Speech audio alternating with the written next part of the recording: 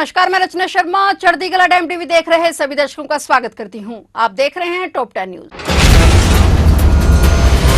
America के राष्ट्रपति Donald Trump ने व्हाइट हाउस में यूक्रेनी समकक्ष व्लादिमीर जेलेंस्की से लंबी बैठक के बाद कीव और मॉस्को से कहा कि जहां हैं वहीं रुक जाएं और अपने क्रूर युद्ध को समाप्त करें। पिछले 9 महीनों से इस युद्ध को लेकर ट्रंप की नाराजगी कई बार सामने आ चुकी है जब से वे दोबारा राष्ट्रपति बने हैं, लेकिन इस बार उन्होंने संकेत दिया है कि यूक्रेन को वह इलाका छोड़ देना चाहिए जो रूस ने कब्जे में लिया है।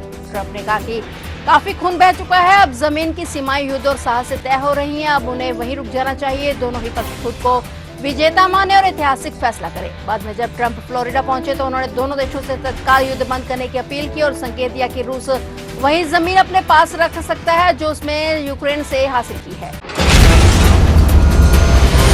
रक्षा मंत्री राजनाथ सिंह और उत्तर प्रदेश के मुख्यमंत्री योगी आदित्यनाथ ने लखनऊ स्थित ब्रह्मोस एयरोस्पेस इकाई से तैयार की गई ब्रह्मोस मिसाइलों की पहली खेप को आज हरी झंडी दिखाकर रवाना किया। यह दिन न सिर्फ Uttar Pradesh defence industrial corridor के लिए मील का पत्थर साबित होगा, बल्कि भारत के रक्षा उत्पादों में आत्मनिर्भरता के संकल्प को भी नई ऊर्जा देगा। विश्व की सबसे तेज और घातक स्टिक प्रहार क्षमता वाली ब्रह्मोस सुपरसोनिक मिसाइल प्रणाली की निर्माता ब्रह्मोस एयरोस्पेस ने लखनऊ की नई इंटीग्रेशन एंड टेस्ट सुविधा से मिसाइल की पहली खेप तैयार कर ली है। यह अत्याधुनिक इकाई 11 मई को उद्घाटन के बाद पूरी तरह से संचालन में आई थी और कार्यक्रम के दौरान रक्षा मंत्री और मुख्यमंत्री योगी आदित्यनाथ ने बूस्टर रॉकिंग प्रक्रिया भी देखी और इसी क्रम में ब्रह्मोस सुपर सिम्युलेटर उपकरणों का प्रस्तुतिकरण भी हुआ। इसके अलावा पौधारोपण और अन्य कार्यक्रम भी आयोजित किए गए। ब्रह्मोस मिसाइलों के उत्पादन से उत्तर प्रदेश में उच्च कौशल वाले युवाओं के लिए रोजगार के अवसर सृजित होंगे। महाराष्ट्र के नंदुरबार जिले के शहादा पुलिस क्षेत्राधिकार में एक भयंकर सड़क दुर्घटना हुई। इस दौरान हादसे में 8 लोगों की मौत हो गई। ये दुर्घटना नंदुरबार के चंद्रशाली घाट पर एक वाहन के गिरने से हुई। वहीं 8 अन्य घायल हो गए और उनका इलाज नजदीक के अस्पताल में चल रहा है। इस घटना की जानकारी नंदुरबार पुलिस के हवाले से दी गई है और यह दुर्घटना तब हुई जब श्रद्धालुओं से भरी एक पिकअप गाड़ी चांदशैली घाट में अनियंत्रित होकर पलट गई और इस गाड़ी में सवार सभी लोग पवित्र स्तंभ यात्रा संपन्न कर अपने घर लौट रहे थे। बताया गया कि घाट के रास्ते से गुजरते समय चालक ने गाड़ी पर से अपना नियंत्रण खो दिया, जिसके कारण ये भयावह हादसा हुआ। इस घटना ने पूरे इलाके में शोक की लहर दौड़ा दी है।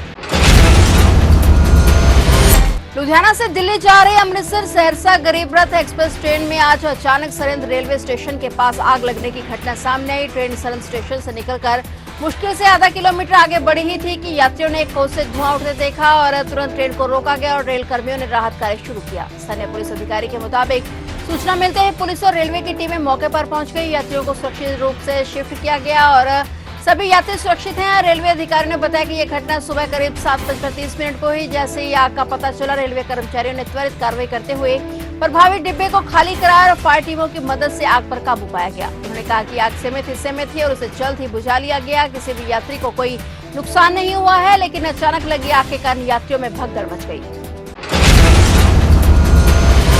पंजाब के पूर्व मुख्यमंत्री और श्रोमणी अकाली दल के अध्यक्ष सुखबीर सिंह बादल को पंजाब एवं हरियाणा हाईकोर्ट से बड़ा झटका लगा है। अदालत ने उनके खिलाफ दर्ज मानहानि शिकायत को रद्द करने की मांग वाली याचिका को खारिज कर दिया है। ये मामला साल 2017 का है, जब सुखबीर सिंह बादल ने एक बयान में दिल्ली के तत्कालीन मुख्यमंत्री अरविंद केजरीवाल पर पंजाब दौरे के दौरान आतंकवादियों से मिलने का आरोप लगाया था। बादल ने आरोप लगाया था कि केजरीवाल ने खंड कीर्तन जत्था के सदस्यों के साथ नाश्ता किया, जो कथित तौर पर बब्बर खालसा इंटरनेशनल संगठन का राजनीतिक मोर्चा है। उन्होंने कहा था कि अगर आम आदमी पार्टी पंजाब में सत्ता में आई तो सूबे में अराजकता फैल जाएगी। इस बयान के बाद अखंड कीर्तन जत्था के सदस्य राजेंद्र पाल सिंह ने बादल के खिलाफ मानहानि की शिकायत दर्ज कराई थी। बादल ने हाईकोर्ट में दायर अपनी याचिका में दलील दी थी कि उन्होंने अपने बयान में शिकायतकर्ता का नाम नहीं लिया था और उस समय वह पंजाब के गृह मंत्री थे, इसलिए राज्य की कानून व्यवस्था पर टिप्पणी करना उनके अधिकार क्षेत्र में आता है। हालांकि हाईकोर्ट ने उनकी दलील को खारिज कर दिया और कहा कि मामला प्रथम दृष्टया सुनवाई योग्य है, इसलिए इस चरण पर शिकायत को रद्द नहीं किया जा सकता। अदालती आदेश के बाद अब सुखबीर सिंह बादल को निचली अदालत में मुकदमे का सामना करना पड़ेगा।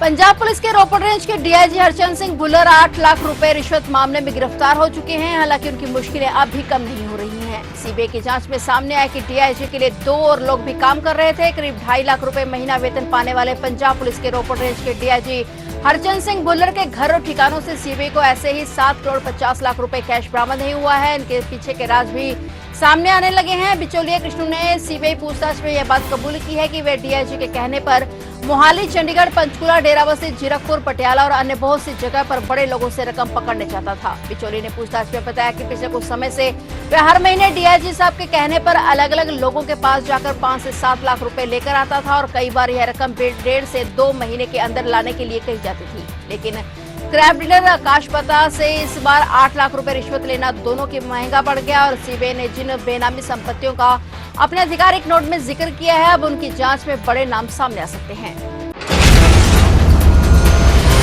उत्तर प्रदेश के शामली जिले की कांदा पुलिस के साथ गांव भविसा के जंगल में आज सुबह हुई मुठभेड़ में 1 लाख रुपए का इनामी हिस्ट्री शीटर बदमाश नफीस मारा गया है। उस पर लूट, गैंगस्टर, जानलेवा हमले और नकली करेंसी समेत 34 मुकदमे दर्ज थे। वह 3 मामलों में वांछित चल रहा था। कांदा पुलिस भविसा चौकी पर चेकिंग कर रही थी और उसी समय बाइक पर 2 संदिग्ध लोगों को पुलिस ने रुकने का इशारा किया तो वे पुलिस टीम पर फायर करते हुए भाग निकले और इसके बाद पुलिस ने पीछा किया और पुलिस की जवाबी कार्रवाई में बदमाश गोली लगने से घायल हो गया। थाना कांदा पुलिस की प्रभावी कार्रवाई में 1 लाख रुपए के इनामी हिस्ट्री शीटर अपराधी नफीस थाना कांदला जनपद शामली पुलिस मुठभेड़ के दौरान आत्मरक्षा के लिए की गई फायरिंग में घायल हो गया, जिसे उपचार के लिए अस्पताल ले जाया गया, जहां दौरान उपचार उसकी मृत्यु हो गई। अभियुक्त नफीस के विरुद्ध कुल 34 आपराधिक मुकदमे पंजीकृत थे, जिसमें हत्या, लूट और जानलेवा हमले जैसे गंभीर अपराधों के 3 मुकदमे में वह वांछित था। मौके से 1 पिस्टल 32 बोर, 1 खोखा, 5 जिंदा कारतूस और 1 तमंचा 315 बोर, 2 खोखा कारतूस और 1 मोटरसाइकिल बरामद हुई है।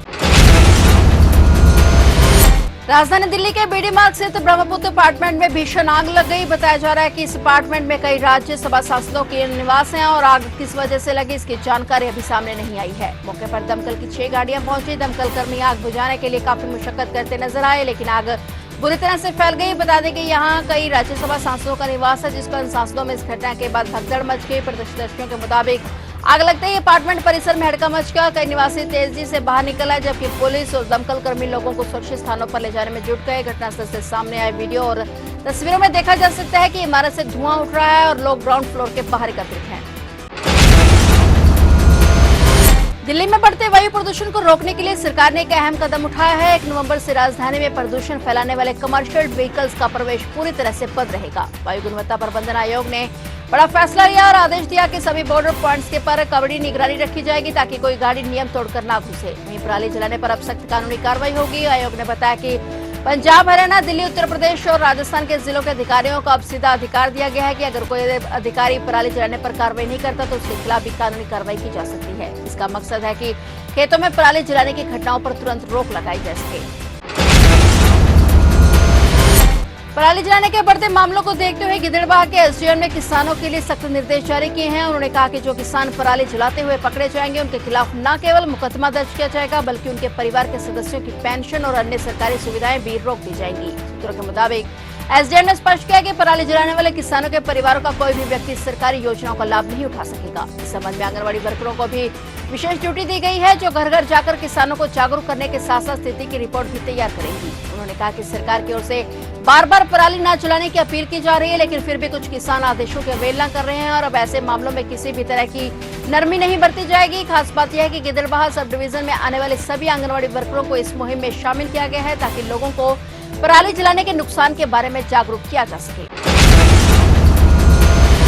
फिलहाल टॉप 10 न्यूज में इतना ही और नए समाचारों के साथ फिर से हाजिर होंगे। तब तक के लिए देखते रहिए चढ़ती कला टाइम टीवी।